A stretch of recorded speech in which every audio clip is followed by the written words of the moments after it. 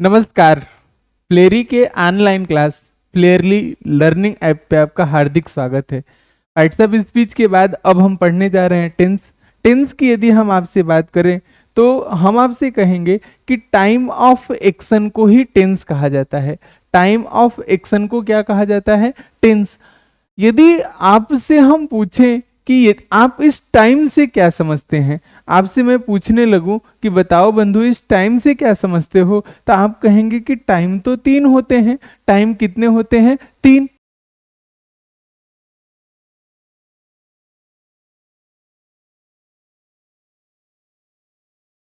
यदि हम टाइम का बात करें आपसे तो ये टाइम तो 3 होते हैं। वह जिस चीज का अभी हम एक्सपीरियंस कर रहे हैं, वह चीज जो हमें पहले से एक्सपीरियंस है, या फिर वह जिसका एक्सपीरियंस हम अभी करेंगे।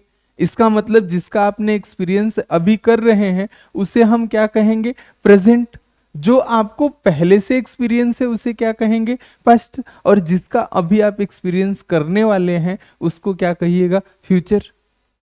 जो अभी काम चल रहा है, प्रेजेंट जो बीत गया है, पास्ट, और जो आने वाला है उसे क्या कह दीजिएगा? फ्यूचर। जो आने वाला है उसे क्या कह देंगे? फ्यूचर। और इस एक्शन बताने वाले शब्द को वर्ब कहा जाता है। क्या कहा जाता है? वर्ब। इस एक्शन बताने वाले शब्द को वर्ब कहा जाता है। इस एक्शन बताने वाले शब्द को क्या कहते हैं? वर्ब। ये जो वर्ब है, वर्ब आप तो पढ़े ही हैं पार्ट्स ऑफ स्पीच वाले पोर्शन में कि ये जो वर्ब है दो प्रकार की, एक तो हेल्पिंग वर्ब और एक तो मेन वर्ब। एक तो हेल्पिंग वर्ब और एक तो मेन वर्ब। यदि हम इस हेल्पिंग वर्ब की बात करें तो हेल्पिंग वर्ब या तो सिंगुलर होगी या तो helping verb plural. Main verb में वर्ब का फर्स्ट फॉर्म होगा, सेकेंड फॉर्म होगा और थर्ड फॉर्म होगा। वर्ब के फर्स्ट फॉर्म में आप चाहें तो यस या ईएस लगा लीजिए, और वर्ब के फर्स्ट फॉर्म में ही क्या लगाया जाता है? आईएनजी। क्या लगाया जाता है? आईएनजी। ठीक है। हमने आपसे कहा कि टाइम ऑफ एक्शन को टेंस कहा जाता है। टाइम 3 प्रकार का, प्रेजेंट, पास्ट और फ्यूचर, और एक्शन बताने वाले शब्द को वर्ब कहते हैं। वर्ब 2 प्रकार की, हेल्पिंग वर्ब और मेन वर्ब। हेल्पिंग वर्ब या तो सिंगुलर या तो प्लूरल। अब मेन वर्ब का 3 फॉर्म, V1 V2 V3। कितना? 3। V1 V2 V3। यदि हम V1 की बात करें तो V1 में हम यस या ईएस और आईएनजी लगा सकते हैं। टाइम को देखे तो टाइम 3 प्रकार का, वर्ब को देखे तो वर्ब 2 प्रकार की। लेकिन टाइम और एक्शन को एक साथ देखने लगे तो टेंस 4 प्रकार का होता है। कितने प्रकार का? 4 प्रकार का। एक को हम कहते हैं इनडिफिनिट। क्या कहते हैं? इनडिफिनिट।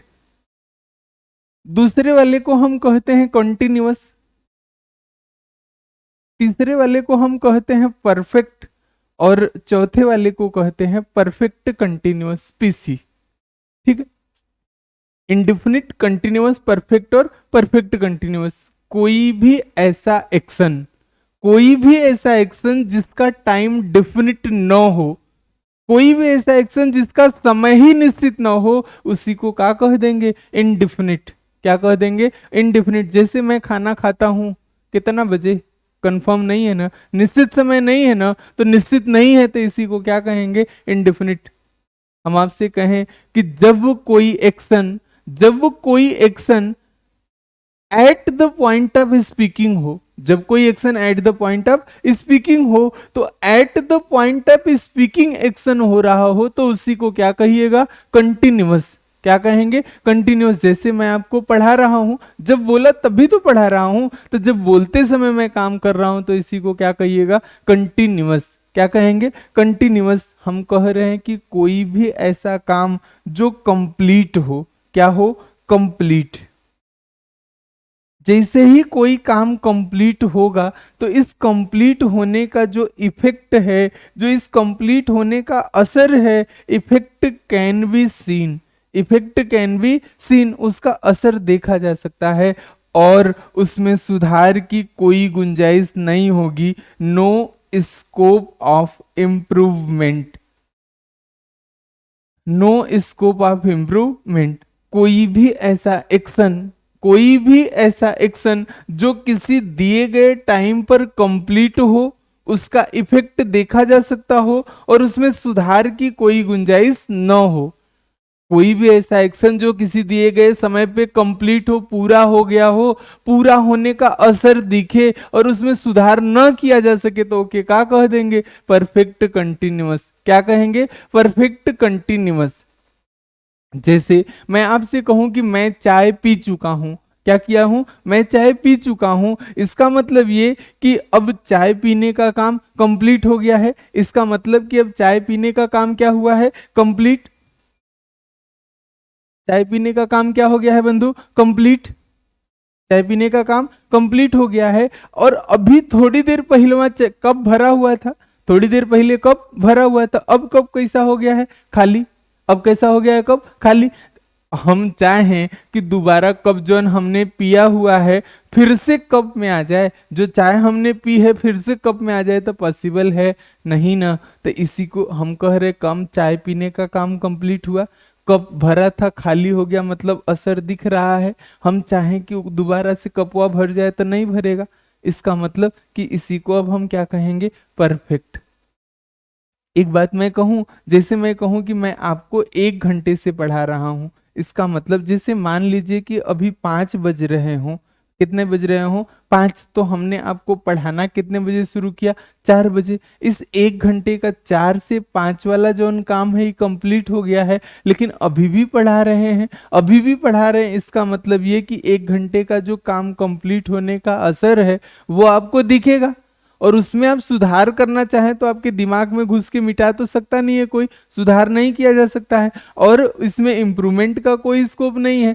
तो और बाकी कमवा चल भी तो रहा है, यहां तक का बात परफेक्ट हो गया, ये आगे चल भी रहा है, तो इसी को क्या कहेंगे? Perfect continuous. क्या कह देंगे? Perfect continuous.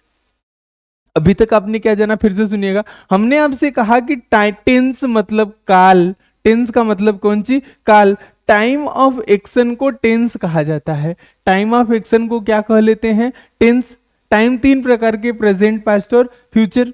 टाइम कितने प्रकार के? 3 प्रकार के, प्रेजेंट, पास्ट और फ्यूचर। और किसी भी एक्शन बताने वाले शब्द को वर्ब कहा जाता है। एक्शन बताने वाले शब्द को क्या कहते हैं? वर्ब। वर्ब 2 प्रकार की, हेल्पिंग वर्ब और मेन वर्ब। वर्ब कितने प्रकार की? 2 प्रकार की, हेल्पिंग वर्ब और मेन वर्ब। हेल्पिंग वर्ब या तो सिंगुलर या तो प्लूरल। मेन वर्ब के 3 form, V1 V2 V3। V1 V2 V3। V1 में आप चाहें तो यस या यस लगा लें, आप चाहें तो क्या लगा लें? ING। यदि टाइम और एक्शन को एक साथ कंसीडर किया, हमने एक साथ देखे, तो टेंस कितने प्रकार के? 4 प्रकार के, इंडेफिनिट, कंटिन्यूअस, परफेक्ट और perfect continuous. Indefinite, continuous, perfect और परफेक्ट कंटिन्यूअस। कोई भी ऐसा एक्शन, कोई भी ऐसा एक्शन जो किसी दिए गए टाइम पर जिसका टाइम डेफिनिट हो ही ना, कोई भी ऐसा एक्शन जिसका टाइम डिफिनिट न हो, टाइम निश्चित न हो, उसको क्या कह देंगे? इनडिफिनिट। कोई भी ऐसा एक्शन जो किसी दिए गए समय पे चल रहा हो, eight the point of speaking हो, बोलते समय जारी हो, तो उसे क्या कहेंगे? कंटिन्यूअस। कोई भी ऐसा एक्शन जो कंप्लीट हो गया हो, असर दिख रहा हो और उसमें सुधार की कोई गुंजाइश न हो, परफेक्ट। कोई भी ऐसा एक्शन जो कुछ कंप्लीट भी हो और कुछ चल भी रहा हो, कुछ कंप्लीट हो और कुछ eight the point of speaking भी हो, तो उसी को क्या कहेंगे? Perfect continuous. क्या कहेंगे? Perfect continuous. अब हम बारी बारी से सीखेंगे। जैसे प्रेजेंट पढ़ना शुरू करेंगे तो प्रेजेंट का हम पढ़ेंगे कि इंडेफिनिट क्या है, कंटिन्यूअस क्या है, परफेक्ट क्या है, परफेक्ट कंटिन्यूअस क्या है। पास्ट पढ़ेंगे तो इसमें जानेंगे कि पास्ट के इंडेफिनिट कौन है, पास्ट का कंटिन्यूअस में क्या होता है, हेल्पिंग वर्ब क्या होती है, मेन वर्ब क्या होगी, पास्ट का परफेक्ट क्या है, हेल्पिंग वर्ब, मेन वर्ब क्या होगी। इन सारी बातों को हम सीख लेंगे। तो अब हम पहली बात शुरू करना जा रहे हैं, प्रेजेंट इंडेफिनिट। क्या शुरू करने जा रहे हैं बंधु? Present indefinite. प्रेजेंट इंडेफिनिट का मतलब कोई भी काम वर्तमान में हो रहा हो। इंडेफिनिट का मतलब इसका टाइम डेफिनिट ना हो, निश्चित ना हो, तो उसी को हम क्या कह देंगे? वर्तमान काल। कोई भी इनडिफिनिट है, अनिश्चित है, तो पहचानेंगे कैसे? तो आप कहिएगा कि सामान्यतः वाक्य के अंत में ता है, ती है अथवा ते हैं आते हैं। कोई भी ऐसा वाक्य जिसके अंत में, जिसके क्रिया के अंत में वाक्य के क्रिया के अंत में, वाक्य के क्रिया के अंत में ता है, ती है, ते हैं इत्यादि आया होगा तो हम समझ जाएंगे कि वाक्य की क्रिया किसमें होगी, प्रेजेंट इंडेफिनिट में। किसमें होगी बंधु, प्रेजेंट इंडेफिनिट में। किसमें होगी, प्रेजेंट इंडेफिनिट में। वाक्य की क्रिया यदि प्रेजेंट इंडेफिनिट में है, इस बात का मतलब ये कि हेल्पिंग वर्ब के स्थान पे हम प्रयोग करेंगे डू या डज का। किसका प्रयोग करेंगे, डू या डज का। और मेन वर्ब के स्थान पे, मेन वर्ब के स्थान पे प्रयोग होगी V1। मेन वर्ब के स्थान पे क्या आएगा, V1। यदि हम डू का बात करें तो डू का प्रयोग हमेशा प्लूरल के लिए किया जाता है। डू का प्रयोग किसके लिए, प्लूरल के लिए। और डज का प्रयोग हमेशा सिंगुलर के लिए किया जाता है। एक बात और भी ध्यान रखिए, जब सेंटेंस अफर्मेटिव होगा, जब सेंटेंस कैसा होगा, अफर्मेटिव, तो अफर्मेटिव सेंटेंस जैसे ही होगा तो अफर्मेटिव सेंटेंस में हेल्पिंग वर्ब का प्रयोग नहीं किया जाता है।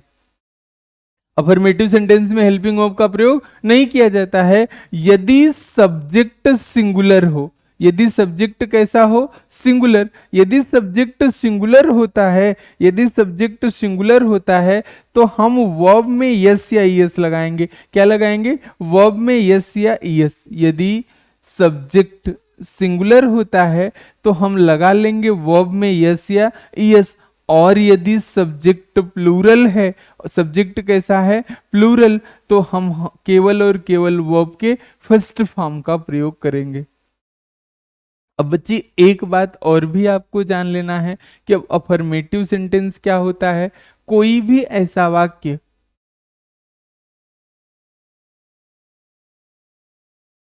तीनों सेंटेंस आपको एक साथ में बता दे तो अच्छा रहेगा कि अफर्मेटिव सेंटेंस क्या होता है, निगेटिव सेंटेंस क्या होता है, इंट्रोगेटिव सेंटेंस क्या होता है और इंट्रोगेटिव निगेटिव क्या होता है। क्योंकि ये टर्म बार बार आएंगे, तो बार बार आएंगे तो आप एक बार में यदि इनको जानते रहेंगे तो ये बात आपके लिए ज्यादा फायदेमंद होगी। यदि ये बात अब बार बार आ रहा टर्म तो आप एक बार में जान जाइए, बात सही रहेगी। हम कह रहे हैं कोई भी ऐसा वाक्य जिसकी शुरुआत किसी नाउन या प्रोनाउन से हो। कोई भी ऐसा वाक्य जिसकी शुरुआत किसी नाउन या प्रोनाउन से हो, वाक्य के अंत में फुल स्टॉप लगा हो। मतलब यहाँ पे या तो कोई नाउन आया हो या तो कोई प्रोनाउन आया हो और वाक्य के अंत में क्या लगा हो, फुल स्टॉप। हिंदी में रहेगा तो खड़ी पाई, हिंदी में सेंटेंस रहेगा तो क्या लगा रहेगा, खड़ी पाई, ठीक ना। वाक्य की शुरुआत किसी नाउन या प्रोनाउन से हो और वाक्य के अंत में फुल स्टॉप लगा हो तो हम समझ जाएंगे कि सेंटेंस कैसा है, अफर्मेटिव। कैसा है सेंटेंस, अफर्मेटिव। यदि वाक्य की शुरुआत नाउन या प्रोनाउन से हो रही हो और वाक्य में नॉट आया हो तो हम समझ जाएंगे कि सेंटेंस कैसा है, निगेटिव।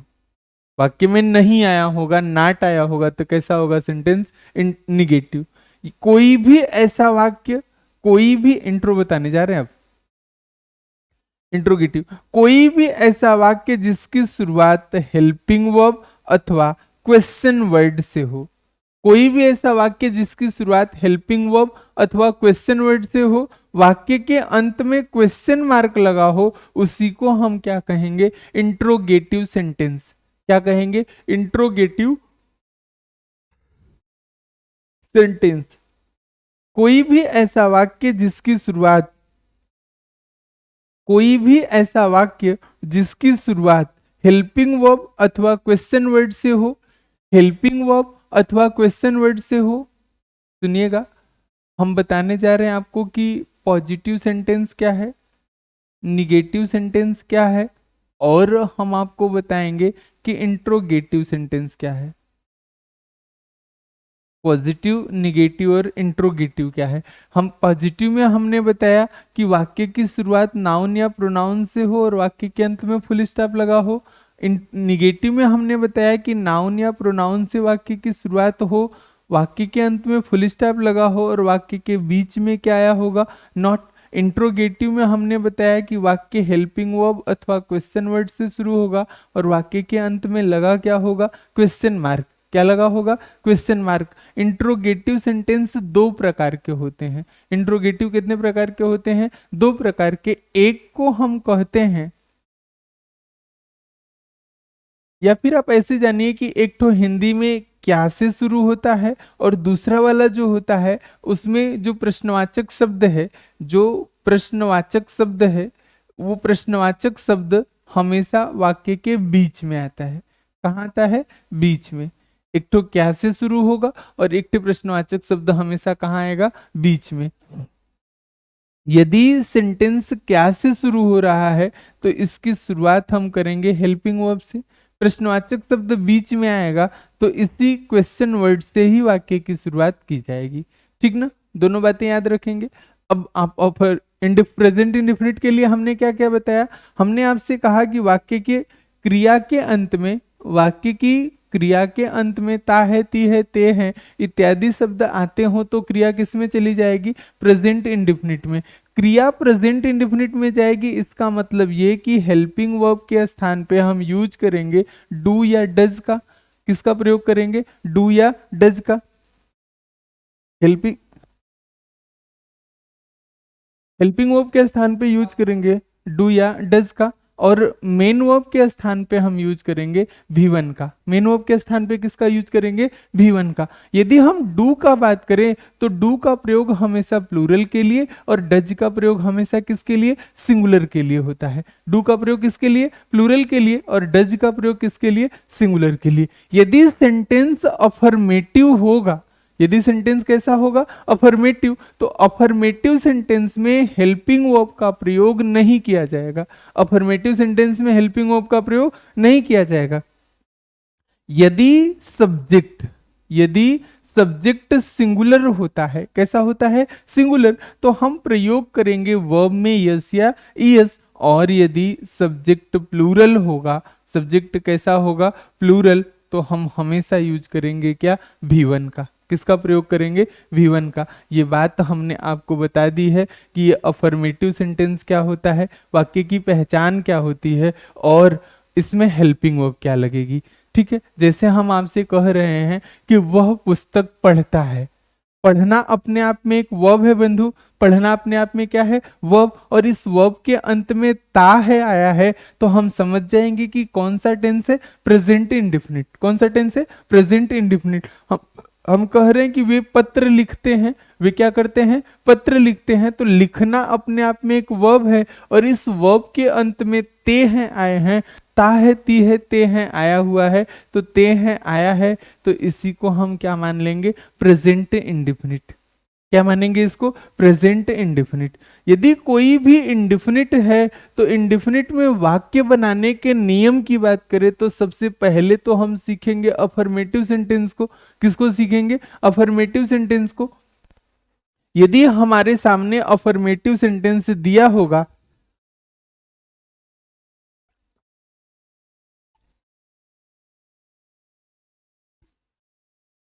यदि हमारे सामने अफर्मेटिव सेंटेंस दिया होगा बंधु, तो अफर्मेटिव सेंटेंस में सबसे पहले हम सब्जेक्ट को लिखेंगे। किसको लिखेंगे, सब्जेक्ट को। इसके बाद हम वर्ब लेके आएंगे, और इसके बाद क्या लेके आएंगे, ऑब्जेक्ट।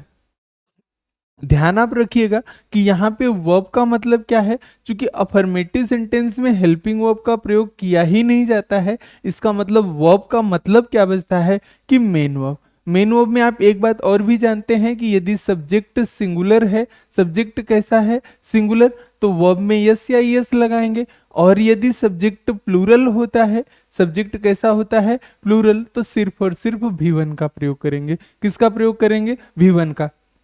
जैसे लिखा है कि वह पुस्तक पढ़ता है, इसमें सब्जेक्ट क्या है, सब्जेक्ट मतलब कर्ता, मतलब जो सबसे पहले आया है वह, तो वह की अंग्रेजी क्या होगी, ही। आपका मन करे, चूंकि पढ़ता है, पढ़ती है रहता तो सी लगाते, पढ़ता है तो क्या लगाएंगे, ही। अब इसके बाद हमें वर्ब चाहिए, तो वर्ब अपने आप में क्या है, जिसमें ता है लगा है वह तो वर्ब है, तो ही। पढ़ना का अंग्रेजी का होता है रीड, पढ़ना का अंग्रेजी क्या होता है, रीड। चूंकि ही सिंगुलर है इसलिए क्या लगा देंगे, रीड्स बुक। जो ऑब्जेक्ट बचा है क्या पढ़ता है, तो पुस्तक पढ़ता है, तो पुस्तक को हमने लास्ट में लिख लिया। ठीक है, अब वे दिल्ली में रहते हैं, कहाँ रहते हैं? दिल्ली में। तो आप कहिएगा कि वे का अंग्रेजी क्या है? दे। वे का अंग्रेजी क्या है बंधु? दे। अब ते किस में लगा है? रहना में। रहना की अंग्रेजी क्या होती है? लिव। रहना की अंग्रेजी क्या होती है? लिव। कहाँ रहते हैं? दिल्ली में। तो हम कह देंगे दिल्ली। ठीक है। अच्छा, एक प्रश्न और हम आपसे पूछे कि दे लीव है तो इसमें यस या यस लगाएंगे कि नहीं? तो आप कहिएगा कि बिल्कुल नहीं। क्यों? क्योंकि ये जो दे है ये क्या है? प्लूरल। प्रोनाउन में आपने पढ़ा है ना कि ही सीट सिंगुलर होता है और दे कैसा होता है? प्लूरल। तो ये दे कैसा है? यहाँ पे प्लूरल है। कैसा है? प्लूरल। जैसे एक प्रश्न हम आपसे अपने से दे रहे हैं, आप घर से बनाइएगा। जैसे हम कह रहे हैं कि हम घर जाते हैं। हम घर जाते हैं। वह गाना गाती है। वह गाना गाती है।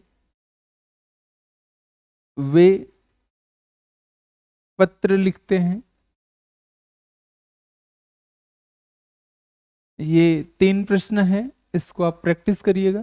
यदि आपको नहीं आएगा तो आप कमेंट सेक्शन में कमेंट करिएगा, हम आपको बताएंगे। फिलहाल आप इनको प्रैक्टिस करिए और बताइए कि आपको आता है कि नहीं। ठीक है, आगे चलते हैं। निगेटिव अब बताएंगे आपको। इसमें कोई दिक्कत नहीं है ना? एक बार फिर से सुन लीजिए। हमने कहा कि अफर्मेटिव सेंटेंस कोई भी ऐसा वाक्य जिसकी शुरुआत नाउन या प्रोनाउन से हो, वाक्य के अंत में फुल स्टॉप लगा हो। वाक्य की शुरुआत नाउन या प्रोनाउन से होगी, वाक्य के अंत में फुल स्टॉप लगा होगा, तो हम समझ जाएंगे कि अफर्मेटिव सेंटेंस है। इसमें क्या करेंगे कि सबसे पहले सब्जेक्ट लिखेंगे, फिर वर्ब लिखेंगे, फिर ऑब्जेक्ट लिखेंगे। यदि सब्जेक्ट सिंगुलर है, तो वर्ब में यस या यस, और यदि सब्जेक्ट प्लूरल है तो वर्ब का फर्स्ट फॉर्म प्रयोग करेंगे। जैसे वो पुस्तक पढ़ता है तो ही रीड्स बुक, वे दिल्ली में रहते हैं तो दे लिव इन दिल्ली। हमने आपसे कहा कि देखिए ही सिंगुलर है तो रीड्स लगाया हमने, दे प्लूरल है तो लिव कहा, V1 कहा, यस या यस नहीं लगाया। निगेटिव की बात करने लगे। निगेटिव की यदि हम आपसे बात करें तो निगेटिव की बात यदि हम आपसे करेंगे तो आप कहिएगा कि निगेटिव सेंटेंस वह होगा जिसमें नहीं लगा होगा। जिसमें नॉट लगा होगा उसको हम क्या मान लेंगे? निगेटिव। क्या मान लेंगे? निगेटिव। यदि निगेटिव सेंटेंस होगा तो सबसे पहले हम सब्जेक्ट लिखेंगे, इसके बाद हमको लिखना पड़ेगा डू या डज, और इसी डू या डज के साथ क्या लगा देंगे? नॉट, और इसके बाद हम लिखेंगे मेन वर्ब का फर्स्ट फॉर्म, और इसके बाद क्या लिखेंगे? ऑब्जेक्ट। इसके बाद क्या लिखेंगे? ऑब्जेक्ट। जैसे वह घर पर नहीं पढ़ता है, तो वह का अंग्रेजी तो सबसे पहले आप कहेंगे कि वह की अंग्रेजी ही होगी। वह की अंग्रेजी क्या होगी? ही। यदि ही सिंगुलर है तो सिंगुलर के लिए क्या लगाइएगा आप? डज। डज के साथ क्या लगाना पड़ेगा? नॉट। और ता किसमें लगा है? पढ़ने में, तो इसी पढ़ना का अंग्रेजी क्या होगा? रीड। क्या होगा? रीड। At home. घर पर है तो घर पर के लिए हमने क्या लिखा दे? At home. He does not read at home. ठीक है बंधु। दूसरा वाला देखिए, वे झूठ नहीं बोलते हैं। तो वे झूठ नहीं बोलते हैं, इस बात को थोड़ा छोड़ दीजिएगा।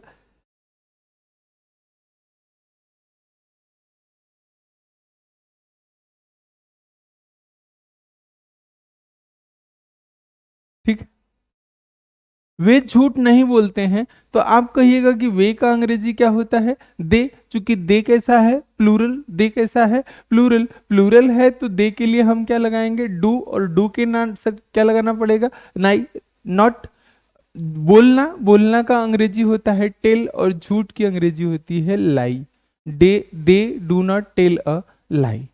दे do not tell a lie. तो आप कहिएगा they do not tell a lie. वे झूठ नहीं बोलते हैं तो they do not tell a lie. बात एकदम क्लियर है। सब्जेक्ट यदि सिंगुलर है तो डज, सब्जेक्ट प्लूरल है तो डू। जैसे मैं आपसे कहूं कि हम नहीं सोते हैं। हम नहीं सोते हैं, इसका ट्रांसलेशन क्या होगा? वे, या फिर वह नहीं गाती है। वह नहीं गाती है। सीता बाजार नहीं जाती है। सीता बाजार नहीं जाती है। इन तीनों का ट्रांसलेशन आपके लिए काम है, आप बनाइएगा। फिर आगे चलेंगे हम लोग।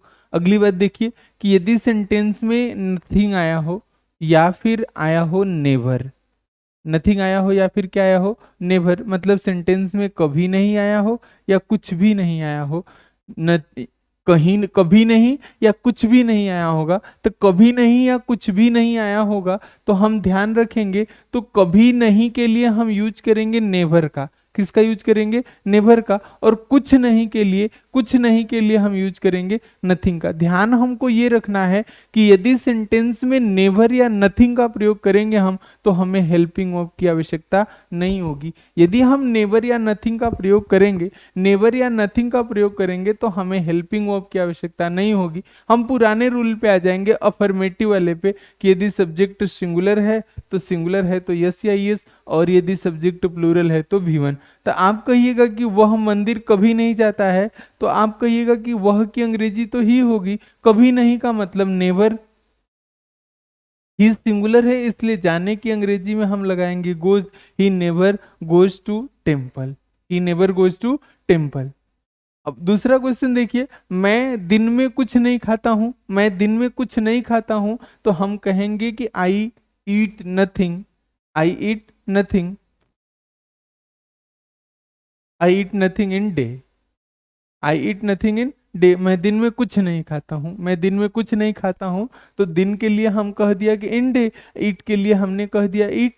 आप कहिएगा कि ईट के साथ यस या यस क्यों नहीं लगा है, तो प्रेजेंट इंडेफिनिट और प्रेजेंट परफेक्ट दो ऐसे टेंस हैं, कौन कौन, प्रेजेंट इंडेफिनिट और प्रेजेंट परफेक्ट दो ऐसे टेंस है जहां पर आई को प्लूरल माना जाता है, आई को प्लूरल जैसा बिहेव किया जाता है। इसका मतलब कि आई के साथ भी1 का प्रयोग किया जाता है, आई के साथ डू का प्रयोग किया जाता है, और आई के साथ हैव का प्रयोग करते हैं परफेक्ट में। सिर्फ दो टेंस, प्रेजेंट इंडेफिनिट और प्रेजेंट परफेक्ट। ठीक है, तो आप ये तीनों क्वेश्चन बनाइएगा, नहीं आएगा तो आप कमेंट करिएगा, निश्चित रूप से आपको बताया जाएगा। ठीक है, हर जितना भी टेंस हम लोग पढ़ते रहेंगे, ऐसे दो दो तीन तीन क्वेश्चन आपको देते रहेंगे। अभी आते हैं इंट्रोगेटिव पे। इंट्रोगेटिव सेंटेंस में हमने आपको बताया कि कोई भी ऐसा वाक्य, कोई भी ऐसा वाक्य जो हेल्पिंग वर्ब या फिर क्वेश्चन वर्ड से शुरू हो, कोई भी ऐसा वाक्य जो हेल्पिंग वर्ब अथवा क्वेश्चन वर्ड से शुरू हो, वाक्य के अंत में क्वेश्चन मार्क लगा हो, उसे ही क्या कहेंगे, इंट्रोगेटिव सेंटेंस। दो प्रकार के होते हैं, आप जानते ही हैं कि एक ठो वाक्य क्या से शुरू होगा और एक में प्रश्नवाचक शब्द जो है, प्रश्नवाचक शब्द जो हो वो वाक्य के बीच में आएगा। एक तो क्या से शुरू होगा और एक तो प्रश्नवाचक शब्द वाक्य के बीच में आएगा। यदि वाक्य क्या से शुरू होगा, यदि कोई भी ऐसा वाक्य है जिसकी शुरुआत किससे हो रही हो, क्या से, तो हम कहेंगे कि जब वाक्य क्या से शुरू होगा तो सबसे पहले क्या लिखेंगे, हेल्पिंग वर्ब। सबसे पहले क्या लिखेंगे, हेल्पिंग वर्ब। इसके बाद लिखेंगे सब्जेक्ट, मेन वर्ब और ऑब्जेक्ट। ठीक है, क्या आपके समझ में अंग्रेजी आती है, क्या आपको अंग्रेजी समझ में आती है, ये बात हम कहें। हम आपसे कह रहे हैं कि यदि आपको क्या से वाक्य शुरू हुआ है तो सबसे पहले हम हेल्पिंग वर्ब लिखेंगे। चूंकि प्रेजेंट इंडेफिनिट है तो प्रेजेंट इंडेफिनिट में यू सब्जेक्ट है, तो इस सब्जेक्ट के अनुसार यदि हेल्पिंग वर्ब लगाने जाइएगा तो हेल्पिंग वर्ब क्या लगाएंगे, डू। सब्जेक्ट के अनुसार हेल्पिंग वर्ब लगाएंगे तो क्या लगाना पड़ेगा आपको, डू, डू यू। इसके बाद मेन वर्ब लगाएंगे तो understand, understand English, do you understand English. क्या आप इंग्लिश समझते हैं, क्या आपकी समझ में अंग्रेजी आती है, दोनों बात ये की।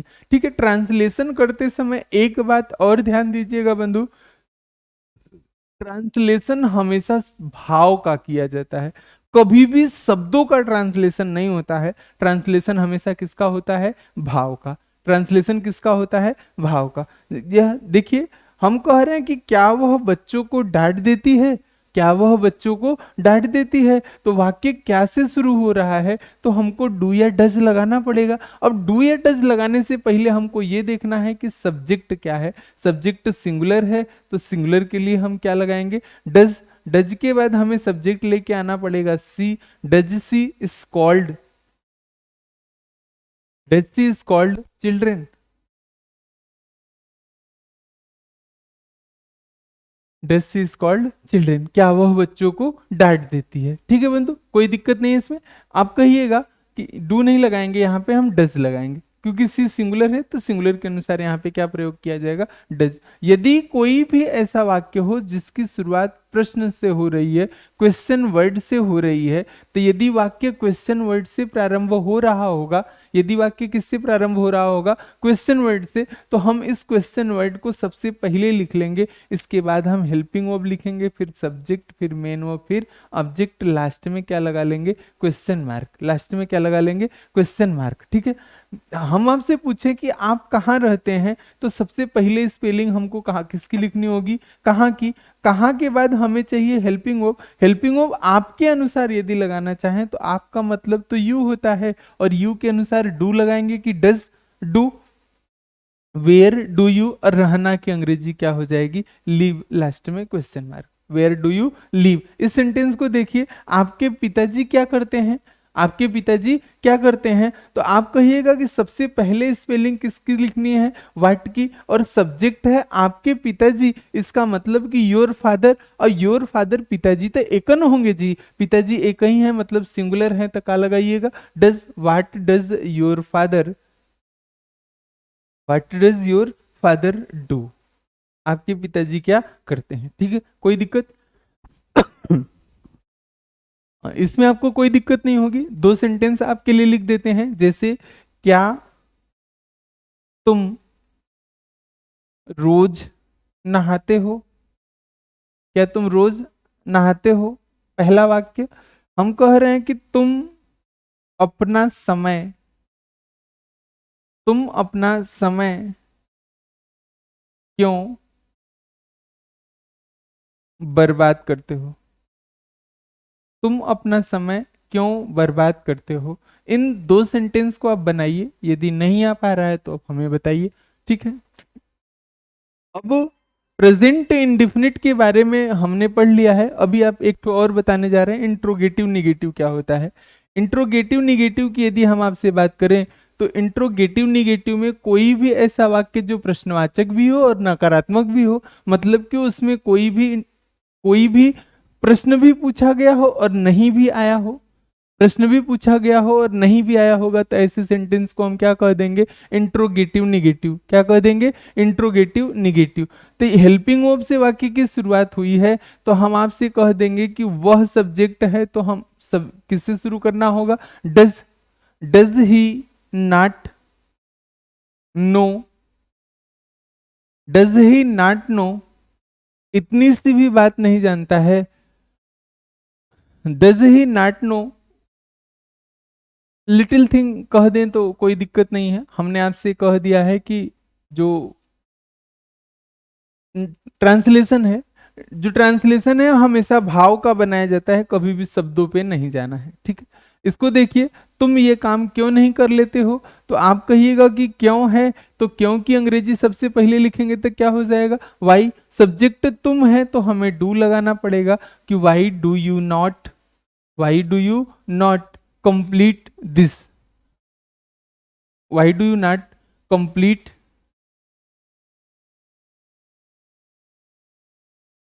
वाई डू यू नॉट, तुम यह काम क्यों नहीं कर लेते हो। तो करने के लिए आप चाहें तो डू का प्रयोग कर लें तो ज्यादा अच्छा है कंप्लीट के स्थान पे। Why do you not do this task,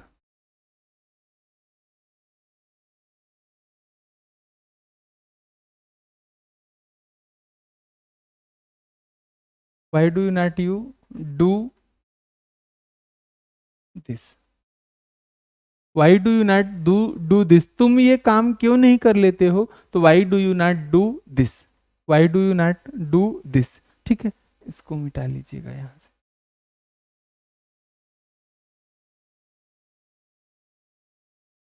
तो आपने प्रेजेंट इंडेफिनिट पूरा कंप्लीट कर लिया। प्रेजेंट इंडेफिनिट में आपने जाना है कि प्रेजेंट इंडेफिनिट की पहचान क्या होगी, कैसे पहचानेंगे कि ये प्रेजेंट इंडेफिनिट है। तो आपने कहा कि वाक्य के अंत में ता है, वाक्य की क्रिया के अंत में ता है, ती है, ते है इत्यादि शब्द आए रहेंगे। यदि क्रिया के अंत में ता है, ती है, ते है इत्यादि शब्द आए होंगे, तो हम समझ जाएंगे कि प्रेजेंट इंडेफिनिट की बात हो रही है। किसकी बात हो रही है, प्रेजेंट इंडेफिनिट की। हेल्पिंग वर्ब के स्थान पे डू डज और मेन वर्ब के स्थान पे V1 का प्रयोग करेंगे। हेल्पिंग वर्ब के स्थान पे डू डज और मेन वर्ब के स्थान पे क्या लगाएंगे, V1। ठीक है। यदि सेंटेंस अफर्मेटिव हुआ तो अफर्मेटिव सेंटेंस में हेल्पिंग वर्ब का प्रयोग बिल्कुल नहीं किया जाएगा। यदि सब्जेक्ट सिंगुलर है तो वर्ब में यस या यस, और यदि सब्जेक्ट प्लूरल है तो भी वन का प्रयोग करेंगे। ठीक है, इतना बात यदि आप जानते हैं तो आपकी बात सही है। अब हम बात करने जा रहे हैं प्रेजेंट कंटिन्यूअस का। कंटिन्यूअस में आपने जाना है कि कोई भी ऐसा एक्शन जो eight the point of speaking हो, मतलब बोलते समय जारी हो, तो उसी को क्या कह देंगे, प्रेजेंट कंटिन्यूअस। कैसे पता चलेगा कि वाक्य बोलते समय जारी है? तो आप कहिएगा कि क्रिया के अंत में रहा है, रही है, रहे हैं इत्यादि शब्द आते हैं। क्रिया के अंत में क्या आएगा, रहा है, रही है, रहे हैं। यदि किसी वाक्य के क्रिया के अंत में रहा है, रही है, रहे हैं आया है, तो हम समझ जाएंगे कि क्रिया किस में होगी, प्रेजेंट कंटिन्यूअस में। क्रिया प्रेजेंट कंटिन्यूअस में होगी, इसका मतलब ये कि हेल्पिंग वर्ब के स्थान पे हम लगाएंगे इज, एम या आर। हेल्पिंग वर्ब के स्थान पे क्या लगाएंगे, इज, एम, आर। और मेन वर्ब के स्थान पे हमेशा वर्ब के साथ क्या प्रयोग किया जाएगा, आईएनजी। वर्ब के साथ क्या लगाएंगे, आईएनजी। इज का प्रयोग हमेशा सिंगुलर के लिए, आर का प्रयोग हमेशा प्लूरल के लिए, और आई के साथ क्या लगाते हैं, एम। इज का प्रयोग किसके लिए, सिंगुलर के लिए, एम का प्रयोग आई के लिए, और आर का प्रयोग हमेशा प्लूरल के लिए किया जाता है। ठीक है, अब देखिएगा, अब वाक्य बनाने के नियम में पहली बात की अफर्मेटिव सेंटेंस का कैसे बनाएंगे। तो अफर्मेटिव सेंटेंस का यदि हम बात करें तो सबसे पहले हमें लिखना होगा सब्जेक्ट। सबसे पहले क्या लिखना होगा, सब्जेक्ट। सब्जेक्ट के बाद हम प्रयोग करेंगे इज, एम, आर में से कोई एक सब्जेक्ट के अनुसार। इसके बाद मेन वर्ब में हम लगा लेंगे आईएनजी, और सबसे लास्ट में लिख देंगे क्या, ऑब्जेक्ट। सबसे लास्ट में क्या लिख देंगे, ऑब्जेक्ट। जैसे वह पुस्तक पढ़ रहा है, तो हम कहेंगे कि वह की अंग्रेजी ही होगी। ही सिंगुलर है, सिंगुलर के लिए हम इज लगाएंगे। ही इज पढ़ना, रीडिंग, ही इज रीडिंग। अब इसके बाद पुस्तक है, पुस्तक की अंग्रेजी क्या हो जाएगी, book. He is reading book. वे दिल्ली में रह रहे हैं, तो वे का अंग्रेजी क्या लिखिएगा आप, दे। चूंकि दे प्लूरल है, तो प्लूरल के लिए आप क्या लगाइएगा, आर। रहना की अंग्रेजी क्या होती है, live. They are living in Delhi, they are living in Delhi. दोनों बातों में कोई दिक्कत आपको? यदि प्रेजेंट कंटिन्यूअस की बात करें तो action at the point of speaking होगा। At the point of speaking होगा बच्चे, इसका मतलब ये कि वाक्य के अंत में, क्रिया के अंत में क्या लगा रहेगा, रहा है, रही है, रहे हैं। यदि क्रिया के अंत में रहा, रही, रहे हैं आया होगा, तो हम समझ जाएंगे कि हेल्पिंग वर्ब के स्थान पे इज, एम, आर, और मेन वर्ब के स्थान पे वर्ब में आईएनजी का प्रयोग करेंगे। ठीक है, अब अफर्मेटिव सेंटेंस तो आप जानते ही हैं कि कोई भी ऐसा वाक्य जिसकी शुरुआत सब्जेक्ट से हो। सब्जेक्ट मतलब कि कोई नाउन या प्रोनाउन से हो। नाउन या प्रोनाउन से होगा, वाक्य के अंत में फुल स्टॉप लगा होगा, तो हम समझ जाएंगे कि अफर्मेटिव है। बनाएंगे कैसे, सबसे पहले सब्जेक्ट को ही लिखेंगे, लास्ट में इज, इसी के बाद इज, एम, आर लगाएंगे। इज, एम, आर लगाने के बाद मेन वर्ब में हम आईएनजी लगा लेंगे, और फिर लास्ट में क्या लिख देंगे, ऑब्जेक्ट। क्या लिख देंगे, ऑब्जेक्ट। जैसे वह पुस्तक पढ़ रहा है, तो वह पुस्तक पढ़ रहा है के लिए वह की अंग्रेजी हमने ही लिखा, क्योंकि वो सब्जेक्ट है। अब ही के साथ हम इज लगा दिए। अब पढ़ना की अंग्रेजी रीडिंग, और लास्ट में हमने क्या लिख लिया, ऑब्जेक्ट। लास्ट में हमने क्या लिख लिया है, ऑब्जेक्ट। ठीक है, वे दिल्ली में रह रहे हैं, तो हम सबसे पहले दे की अंग्रेजी, वे की अंग्रेजी लिखे दे। चूंकि दे प्लूरल है, इसलिए हमने आर लगाया। रहना की अंग्रेजी लीव, और लीव में हमको क्या लगाना है, आईएनजी। क्या लगाना है, आईएनजी, तो हमने आईएनजी लगा लिया, तो लिविंग इन दिल्ली। कोई दिक्कत आपको? एक बात इसी में और भी जानते हैं निगेटिव के बारे में। निगेटिव यदि हम आपसे बात करें, निगेटिव सेंटेंस की बात यदि हम आपसे करने लगे, तो आप कहिएगा कि यदि सेंटेंस में नहीं आया है, सेंटेंस में क्या आया है, नहीं, तो नहीं यदि सेंटेंस में आया होगा तो हम समझ जाएंगे कि निगेटिव सेंटेंस है। हालांकि पिछले वाले में हमने आपको होमवर्क नहीं दिया, ले लीजिए। जैसे वह गाना गा रही है, वह गाना गा रही है, मैं पढ़ा रहा हूं। ये दो सेंटेंस आपके लिए हैं। आइए निगेटिव वाले पे। यदि सेंटेंस में नहीं लगा रहेगा तो हम समझ जाएंगे कि निगेटिव है। कुछ नहीं करना है, जैसे अफर्मेटिव बनाए थे वैसे इसको भी बनाएंगे। बस इज एम आर के बाद क्या लगा लेंगे, नॉट। वह आजकल पढ़ नहीं रहा है, तो हम आपसे कहेंगे कि वह की अंग्रेजी क्या होती है, ही। वह की अंग्रेजी क्या होती है, ही। पढ़ नहीं रहा तो ही के अनुसार हम इज लगाएंगे। इज के बाद हमें लगाना पड़ेगा क्या, not. He is not reading, he is not reading. आजकल का नाउ अ डेज, आजकल का स्पेलिंग क्या हो जाएगा, नाउ अ डेज। वह आजकल नहीं पढ़ रहा है, तो आजकल की स्पेलिंग आप क्या बताइएगा, नाउ अ डेज। ठीक है, कोई दिक्कत आपको। आगे देखिए, वे झूठ नहीं बोल रहे हैं, तो वे की अंग्रेजी आप क्या लिखिएगा, दे। वे की अंग्रेजी क्या लिखिएगा, दे। दे के अनुसार हमें वर्ब क्या लगानी पड़ेगी, आर। और नहीं आया है तो आर के साथ ही क्या लगा देंगे, नॉट। बोलना का अंग्रेजी टेल, चूंकि टेल में ही क्या लगाना है, आईएनजी। मेन वर्ब में आईएनजी भी तो लगाएंगे, चूंकि आप कंटिन्यूअस पढ़ रहे हैं। तो they are not telling a lie, they are not telling a lie. कोई दिक्कत आपको। जैसे आपके लिए काम देखिएगा, जैसे हम आपसे कहने लगे कि राम नहीं खा रहा है, राम नहीं खा रहा है, एक सेंटेंस हो गया। वह वह नहीं सो रहा है, ये दो सेंटेंस आपके लिए हैं। आपका काम, बनाइएगा इसको।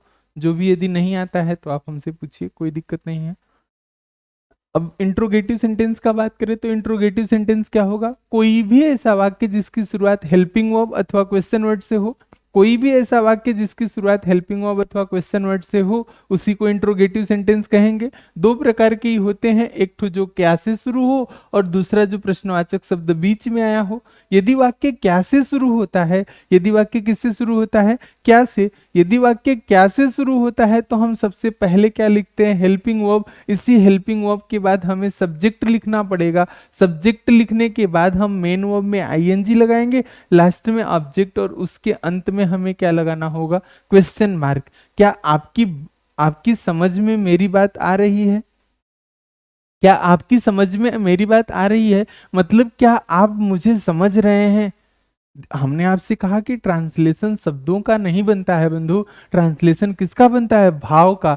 तो क्या आपकी समझ में मेरी बात आ रही है, इसका मतलब क्या आप मुझे समझ रहे हैं। तो क्या से वाक्य की शुरुआत हो रही है, तो हेल्पिंग वर्ब लगाएंगे सबसे पहले। अब हेल्पिंग वर्ब में इज लगाएं कि एम लगाएं कि आर लगाएं, ये बात बताने के लिए तो हमें सब्जेक्ट चाहिए। तो आपका मतलब यू, तो यू प्लूरल है तो प्लूरल के अनुसार क्या हो जाएगा, आर। समझना का बात होता है अंडरस्टैंड, तो चूंकि अंडरस्टैंड तो हमने लिख ही दिया है, लेकिन स्टैंड में आईएनजी भी तो लगाना है। तो आर यू अंडरस्टैंडिंग मी, क्या आप मुझे समझ रहे हैं, या फिर क्या आपको मेरी बात समझ में आ रही है। वह बच्चों को क्यों डांट रही है, क्या वह बच्चों को डांट रही है, तो वह है, तो वह के लिए आप क्या लगाइएगा, सी। हेल्पिंग वर्ब पहले है तो हेल्पिंग वर्ब क्या लगाएंगे, इज। डांटना की अंग्रेजी क्या होती है, scold. Is she scolding children, is she scolding children. कोई दिक्कत आपको, यहां तक तो कोई दिक्कत नहीं होनी चाहिए। दो सेंटेंस हम लिख देते हैं, जैसे क्या तुम पढ़ रहे हो। दूसरी बात, क्या वह नहा रहा है। इन दोनों सेंटेंस को आप बनाइएगा। आते हैं, जब क्वेश्चन वर्ड वाक्य के बीच में आया हो, यदि क्वेश्चन वर्ड वाक्य के बीच में आया होगा तो सबसे पहले हम क्या लिख लेंगे, उसी क्वेश्चन वर्ड को। सबसे पहले किसे लिख लेंगे, क्वेश्चन वर्ड को। इसके बाद हमें लिखना पड़ेगा हेल्पिंग वर्ब, इसके बाद हम लिखेंगे सब्जेक्ट, वर्ब में आईएनजी, और लास्ट में ऑब्जेक्ट। लास्ट में क्या लिखेंगे, ऑब्जेक्ट। जैसे आजकल आप क्या कर रहे हैं, क्या वाक्य के बीच में आया है तो सबसे पहले हम क्या लिख लेंगे, क्या की अंग्रेजी। चूंकि आप है तो हमें यू लगाना पड़ेगा, तो यू के अनुसार हम वर्ब क्या लगा लेंगे, व्हाट आर यू। करना की अंग्रेजी हो जाएगी डूइंग, और आजकल के लिए हम क्या कहेंगे, नाउ अ डेज। क्या कह देंगे बंधु, now a days.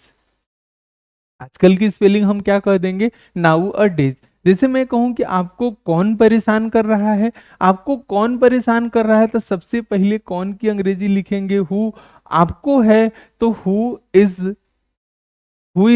Disturbing you, who is disturbing you. कोई दिक्कत इसमें बिल्कुल भी नहीं होनी चाहिए। आपको हम दो सेंटेंस लिख देते हैं, दोनों सेंटेंस जैसे, वह क्यों नहीं खा रहा है। दूसरी बात देखिएगा, मैं तुम्हें कब बुला रहा हूं, मैं तुम्हें कब बुला रहा हूं। ये दो सेंटेंस है, इन दोनों सेंटेंस को एकदम कायदे से करिएगा। आपको जितना भी बात हमने पढ़ाया, प्रेजेंट इंडेफिनिट में अफर्मेटिव, नेगेटिव, इंट्रोगेटिव और इंट्रोगेटिव नेगेटिव, प्रेजेंट कंटिन्यूअस में अफर्मेटिव, नेगेटिव और इंट्रोगेटिव, हर सेंटेंस में दो दो तीन तीन प्रश्न आपको दिया करने के लिए आप करिएगा एकदम कायदे से।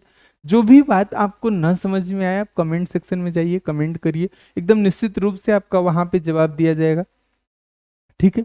और यदि ढेर सारे लोगों का एक साथ में डाउट हो जाता है तो एक तो अलग से डाउट क्लास बना के आपको दे दिया जाएगा, परेशान ना होइए, ठीक है। आज की क्लास में हमने प्रेजेंट इंडेफिनिट और प्रेजेंट कंटिन्यूअस पढ़ा। बात आपको ना समझ में आए तो वीडियो को एक से अधिक बार देखिए, एक बार देख लिए थोड़ी थोड़ी बातें क्लियर हुई, एक बार और देखिए पूरी बात एकदम एकदम पूरी की पूरी क्लियर हो जाएगी। एकदम आसान चीज है टेंस, एक बार यदि आप टेंस पढ़ लेते हैं, क्योंकि बंधु इसके बाद जो हम पढ़ेंगे वॉइस और नरेशन, वहां बिना टेंस सीखे आप वॉइस नरेशन नहीं कर पाएंगे, ठीक है। तो वॉइस नरेशन करने के लिए जरूरी ये है कि आप टेंस कायदे से सीख लें। टेंस अभी आप सीख लेते हैं तो सोचिए कि 9th 10th 11th 12th और कॉम्पिटिटिव लेवल पे जब जब भी जाएंगे तो बिना टेंस का तो कुछ है ही नहीं, ठीक है। तो ये बहुत ही इंपॉर्टेंट चैप्टर है। टेंस का अगला प्रेजेंट परफेक्ट और प्रेजेंट परफेक्ट कंटिन्यूअस दोनों एक साथ में हम अगली वीडियो में लेके आएंगे। तब तक एकदम खुश रहिए, मुस्कुराते रहिए, पढ़ते रहिए, ठीक है। बाकी सब कुछ चलता रहेगा, बस कर